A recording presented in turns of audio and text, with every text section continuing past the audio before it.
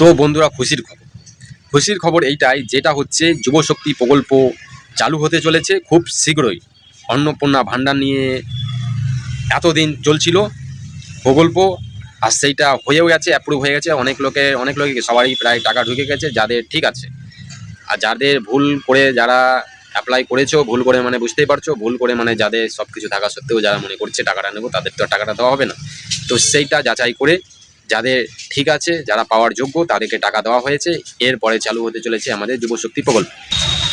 তো যুবশক্তি আমাদের খুব শীঘ্রই চালু হতে চলেছে, যেইটা কি ফর্ম ফিল আপ এই মাসের মধ্যেই চালু হয়ে যাবে। ফর্ম ফিল আপ হওয়া আর টাকাটা আমাদের অক্টোবর মাসে ঢুকে যাবে, যেটা কি আমাদের মাননীয় মুখ্যমন্ত্রী বলেছেন। তো চলুন শুনে নেওয়া যাক মুখ্যমন্ত্রী কি বলছে।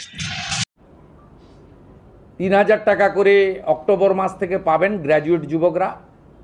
আর যারা গ্র্যাজুয়েট নন, যারা ন্যূনতম শিক্ষা বা একটা শিক্ষা নিয়েছেন, তার পূর্ণাঙ্গ গাইডলাইন আমরা বের করব, তারা ২,০০০ টাকা করে পাবেন। এক্ষেত্রে বাজেট বইতে যেটা আছে সেটা হচ্ছে, মাসে যারা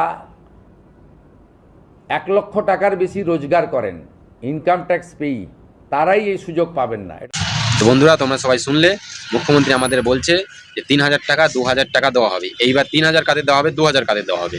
তো ৩,০০০ তাদের দেওয়া হবে যাদের গ্র্যাজুয়েশন বা গ্র্যাজুয়েশন থেকে উপরে যাদের কোয়ালিফাই আছে, তাদের কোয়ালিফিকেশন যাদের বেশি আছে, যারা গ্র্যাজুয়েশন থেকে বেশি করে রেখেছে, তাদেরকে কিন্তু ৩,০০০ টাকা দেওয়া হবে। আর যারা গ্র্যাজুয়েশন থেকে নিচে, মানে মাধ্যমিক উচ্চ মাধ্যমিক যাদের আছে, তারা কিন্তু ২,০০০ টাকা পাবে। কিন্তু ৫০০ টাকা তবুও কিন্তু আমাদের মাননীয় মুখ্যমন্ত্রী বেশি দিচ্ছে আগের সরকার থেকে। তো এইটা হচ্ছে নিউজ, আর খুব শীঘ্রই চালু হতে চলেছে।